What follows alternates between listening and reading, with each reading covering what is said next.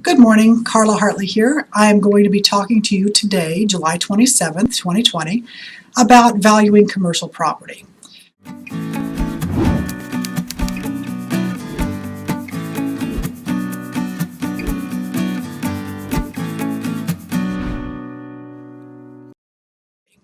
For today's purposes, I want you to know that many of the principles, though not all, that we discussed with relation to the former family residence and valuation of that, determination of the value of improvements and how to recover, a lot of those principles do apply to commercial property.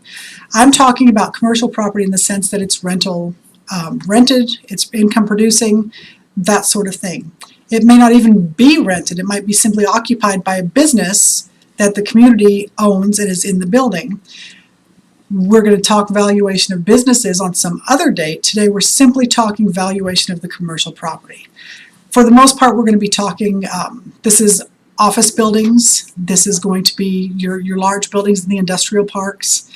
Sometimes I think apartment complexes, although they're technically residential, people live in them, I would tend to treat them as commercial real property because you don't value them the same way you value a house. So that is the beginning of this little discussion. There are three ways, generally, that your expert will value commercial real property. And those three ways are going to be fairly common sense in this discussion, but there is no way that you can simply run with this on your own. You would need an expert to do it for you. So let's start with the easiest one. What the expert's going to look at first is how much rental income is the property producing at this time. What is the rental income? This is usually one of the first things we want to know when we're also looking at income available for support from the property.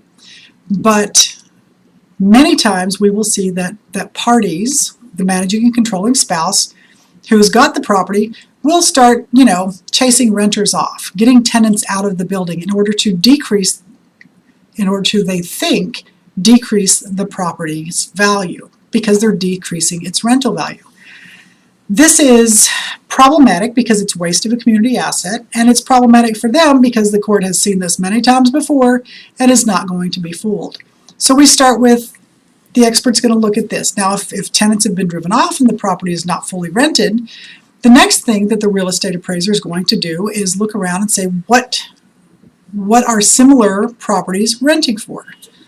Now, if you have, a commercial property in the industrial park and it's got, 3 or 4 nice offices in front and a bunch of, warehouse bays in back, each of these has a rental value, and each of these generally will have many comparable properties. So the expert can figure out what the building should be renting for. So, and what each individual area should be renting for. If you've got 9 separate rental areas, then you're looking at what those 9 areas should be rented for. So that's one of the things that goes into the expert's valuation. First is, what income is the property producing? If the property is not producing, what income is similar property producing? Are similar properties producing, because they're going to do a number of comparables. And then finally, they're going to look at comparable sales, just like they would for a commercial, for a family residence. Comparable sales of comparable buildings, looking at generally how much price per square foot people are paying. So if you've got a 13,000 square foot building, you're looking at a comparable value of price per square foot, which can be augmented or not if it's rented out. That's kind of what we're looking at here. I do want to put a caveat in here, and that caveat is that parties can always, as I said previously, in regard to valuing the former family residence, can pick a number and agree on that for the value of the commercial property. Parties can, see what it would take to refinance the property and go with the bank's value, which again would be prejudicial to the party who is having their interest bought out, because the bank tends to value very conservatively, wanting to preserve its interest in the property should there be a default. So that's those are the ways to do it. The last thing I want to talk about, and I'm going to be very quick with this, you pretty much need an expert to do your commercial valuation. These things are fairly complex once you get past, my little 3-minute blurb on it.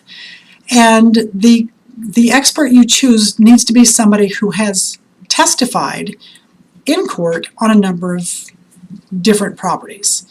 The reason for this is, yeah, most of your cases are going to settle. You get the expert involved, you get a value. Most times your case is going to settle. Sometimes it doesn't. Those times that it doesn't, you don't want to pay a commercial real estate appraiser twice to get somebody who is now qualified to testify in court and defend his report in court. Commercial appraisals tend to be expensive. They're not as expensive as the lost value of the property should you just agree to take somebody else's number, but they do tend to be a lot more expensive than the $450 to $500 you're going to pay for a residential real property appraisal. So keep that in mind. I hope you guys are going to have a good week. We have plenty of court appearances this week. We're happy the Ventura County Courthouse is still open. We want you guys to recognize that the Ventura County Courthouse is taking a lot of measures to keep all of us safe so we can all stay open. So do us all a favor, and whatever the nice people at the courthouse ask you to do, covering your mouth, staying 6 feet apart, sanitizing your hands, go ahead and do that. That way we can stay in business. Have a good day. Have a good week, and I will talk to you again later.